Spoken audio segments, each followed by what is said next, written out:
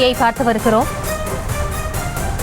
ஆதிதிராவிடர் விடுதியில் மாணவர்களுக்கு பல்வேறு இன்னல்கள் இழைக்கப்படுவதாக எடப்பாடி பழனிசாமி தெரிவித்திருக்கிறார். ஏழை எளிய மாணவர்கள் சொல்லனா துயரத்தை அனுபவித்து வருகின்றனர் என்று எதிர்க்கட்சித் தலைவர் எடப்பாடி பழனிசாமி கண்டனம் தெரிவித்திருக்கிறார். அது குறித்தான அண்மை செய்தியை பார்த்து வருகிறோம்.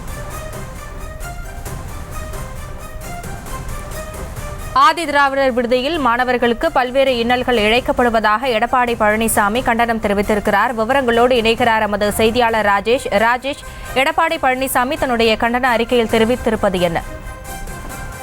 எதிர்க்கட்சித் தலைவர் எடப்பாடி பழனிசாமி தமிழ்நாட்டில் இருக்கக்கூடிய ஆதி திராவிட மாணவர் விடுதியில் மாணவர்களுக்கு பல்வேறு இன்னல்கள் விளைவிக்கக்கூடிய ஒரு நிலை ஏற்பட்டிருப்பதாக அவர் குறிப்பிட்டு அறிக்கை ஒன்றை கொடுத்திருக்கிறார்.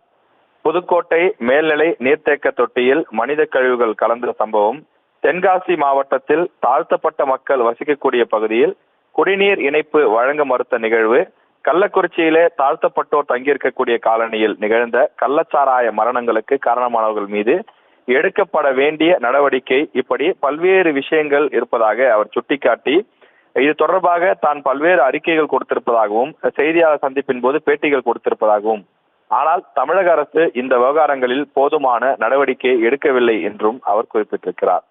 சமூக நீதி என பேசும் திமுக அரசு தமிழகம் எங்கும் இருக்கக்கூடிய ஆதிதிராவிட நலத்துறை சார்பில் செயல்படக்கூடிய சுமார் 1331 மாணவ மாணவி விடுதி, சுமார் 82,000 பள்ளி மாணவர்களும் அதே போல சுமார் 16,000 கல்லூரி மாணாக்கர்களும் என்று 99,000 மாணவ மாணவிகள் தங்கியிருப்பதாகவும், பள்ளி மற்றும் கல்லூரி மாணவர்கள் விதிகளின்படி உணவு வழங்கப்படுவதாகவும், இது தவிர பண்டிகை காலங்களில் சிறப்பு உணவு வழங்க சிறப்பு நிதியும், சோப்பு, எண்ணெய் போன்ற தினசரி பயன்படுத்தும் பொருட்கள் வழங்குவதற்கு மாதம் ஒருமுறை பள்ளி மாணவர்கள் ஒருவருக்கு 100 ரூபாயும், கல்லூரி மாணவர்களுக்கு 150 ரூபாயும் வழங்கப்படுவதாக திமுக அரசு தெரிவித்துள்ளது என குறிப்பிட்டிருக்கிறார். ஆனால் மயிலாப்பூரில் இருக்கக்கூடிய ஆதிதிராவிடர் மாணவர் விடுதியில் பல கல்லூரி மாணவர்கள் தங்கியிருக்கக்கூடிய நிலையிலே அங்கு கழிவறைகள் சுகாதாரமின்றியும் கதவுகள் உடைந்தும் இருக்கக்கூடிய நிலை இருப்பதாக அவர் குறிப்பிட்டிருக்கிறார்.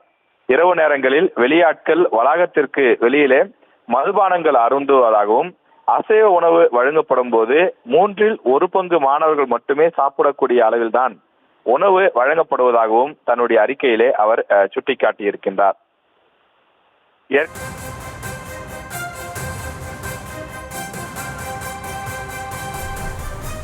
தங்களுடைய விவரங்களுக்கு நன்றி ராஜேஷ். செய்திகளை உடனுக்குடனும் துல்லியமாகவும் தெரிந்து கொள்ள சப்ஸ்கிரைப் பண்ணுங்க.